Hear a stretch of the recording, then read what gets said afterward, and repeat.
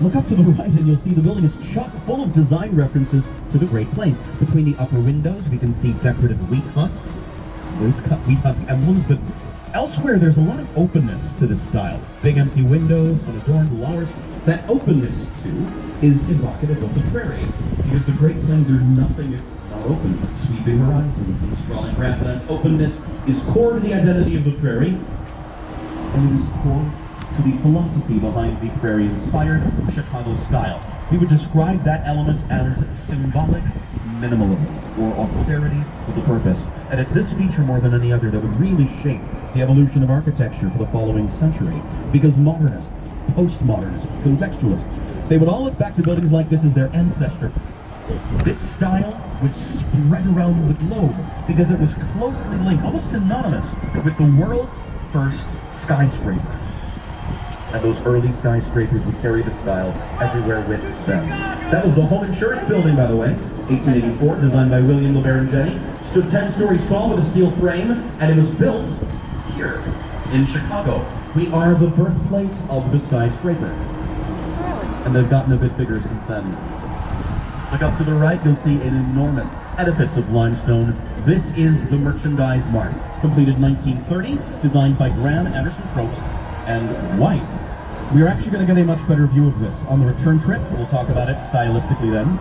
It's worth mentioning, though, this was developed for the Marshall Field Corporation as a consolidated warehousing structure. And Marshall Field wanted a large warehouse built here because just ahead of us lies Wolf Point, which is the confluence of the three branches of the Chicago River.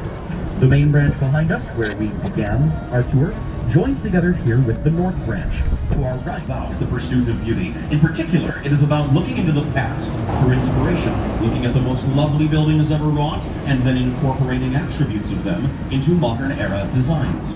For example, the clock tower on the Wrigley Building to our right, that's almost a perfect replica of the Renaissance era Giralda Tower, found in Sevilla, Spain. This is Spanish revivalism. The Tribune Tower, that Gothic-looking structure, that was Gothic revivalism. The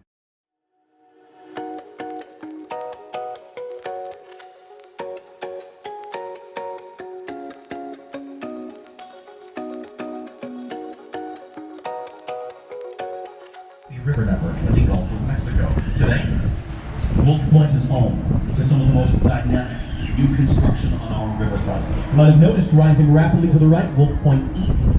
The new residential tower should be finished by the end of the year.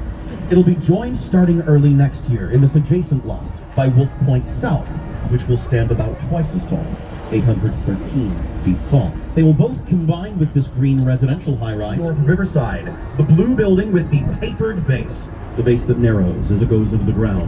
We will talk about that at length in a few minutes. That's a year and a half old. And then the building directly ahead of us, which, for the life of me, looks like a giant McDonald's apple pie box. That is Riverfront, designed by Pickard Chilton. These are all very sleek designs, wrought out of glass and steel, and they all share an overriding focus on environmental efficiency, utilizing elements like water cooling systems in place of conventional air conditioning, green roofs, photoreflective glass panels. The presence of these contemporary designs here tells us that today, Wolf Point is where Chicagoans want to live. It's where Chicagoans want to work. It wasn't always that way. For most of the city's history, Wolf Point was the industrial shipping hub for Chicago. You built warehouses here, like the Merchandise Mart, not residences. And while times have changed, we can still see echoes of that industrial heritage all around us. Take, for example, the red brick building straight ahead of us. It's coming up. We'll be passing it on our left in just a few moments. That is the Fulton House, designed by Frank Abbott, completed 1898. That is the oldest building we will see today. 1898, designed as a cold storage warehouse for the meatpacking industry, for the Union stockyards. Potential for future habitation, and he would act on that potential just a few years later, 1983, by designing these triangular townhomes to our left. These are Harry Weiss's river cottages. They embrace the river by reflecting nautically themed features back in it. We can recognize circular, porthole-like windows, a private riverfront dock, widow's watches instead of proper balconies. Even the triangular shape of them was meant to be evocative of a sailboat with sail under. That theming, stylistically, is known as postmodernism. It's about being playful, whimsical, having fun with the design. A barbecue restaurant shaped like a cowboy hat would be postmodernism. A parking